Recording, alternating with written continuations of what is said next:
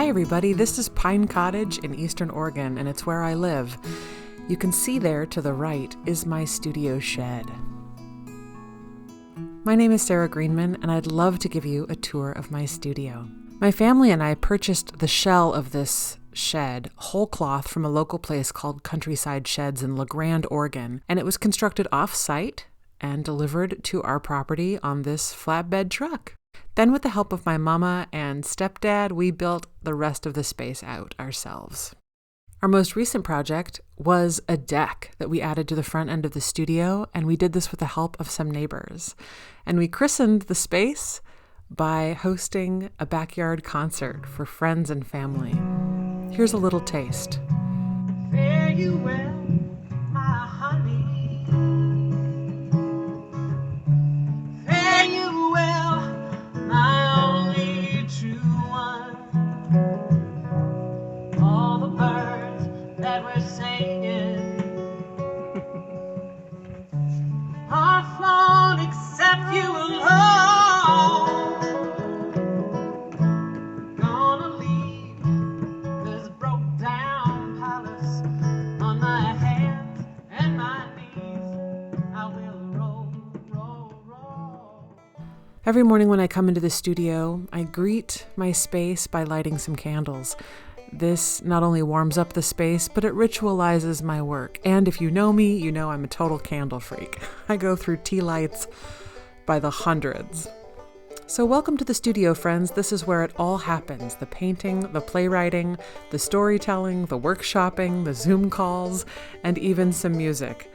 I've created 3 distinct spaces within this 190 square foot room to suit my own work habits and my business needs. The first area is this spot, which is completely devoted to painting and art making. The red table was constructed from pine boards that my stepdad found, and it serves as my main work surface. I have flat storage below the table, as well as space for shipping materials. The rattan bookcase on the far left corner of the table holds a variety of paints and brushes, as well as a tea-making station. I also have open wall space in that corner for canvases in process. Easels take up way too much space in this small studio, so I work directly on the wall. As you can see, I use wall space for storage and also displaying special mementos. I love this quote: "We are each other's harvest. We are each other's business. We are each other's magnitude and bond." That's by Gwendolyn Brooks, and it's written in the handwriting of my dear friend Anya. The second area is what I call the library. This is where I have a comfy chair, a side table, and a large bookcase sourced from a local shop that was going out of business. And this is where I do most of my reading and writing. This bookcase is filled with books from throughout my life. Some of them are coffee table books with beautiful images. Some of them are poetry. Some of them are novels, magazines, journals. They all serve one purpose, which is to inspire my work and keep my brain active. And this, of course, is Griffin, my dog, who sometimes visits me in the studio. My mother picked up this beautiful tapestry from a local thrift store, and I just love the crewel work. I myself am not a textile artist, but gosh, I do love textiles. This is a very hardworking side table. It keeps my daily journal, my calendar, a candle, of course, and my favorite ink pens. I also have a coaster where I wrote my favorite quote from Louise Bogan. Louise writes, "In a time lacking in truth and certainty, filled with anguish and despair, no woman should be shamefaced for attempting to give back to the world, through her work, a portion of its lost heart." I've been carrying this pillow around for a long time. It says, "Dreams are free," and I don't necessarily agree with that. It's free to have the dream, but to make the dream come true takes a lot of sweat equity and sometimes money and time. So I do love that pillow, though. I always have a moon phase calendar nearby. Much of my work is done in sync with the lunar cycle and in rhythm with the seasons. And if you follow my work, you know that I deliver a newsletter to you on the new and the full moon.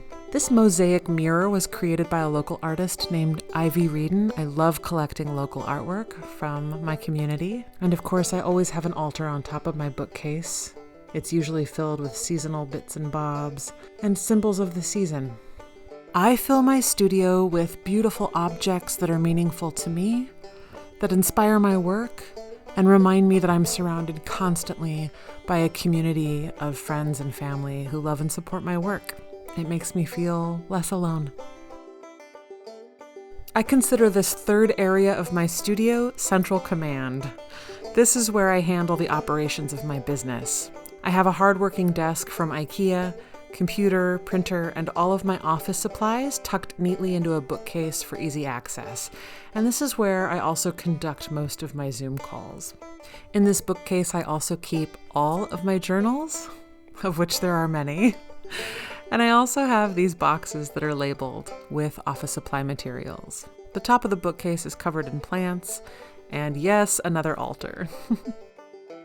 Like any good art studio, mine is filled with oddities, curios, and all sorts of memorabilia. But the most important thing my studio does is shelter my dreaming and my becoming. And its existence and maintenance are only possible because I am a community-supported artist. Thank you to all of my patrons who support my work on Patreon with monthly micro donations.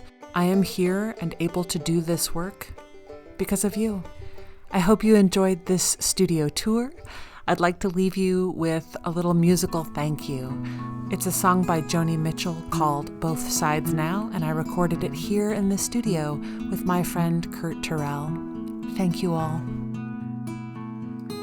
Rows and flows of angel hair, ice cream castles in the air, feathered canyons everywhere.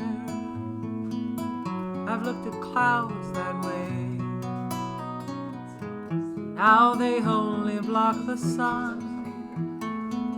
They rain and snow on everyone.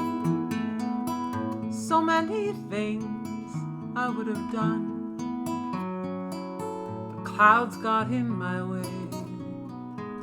Looked at clouds from both sides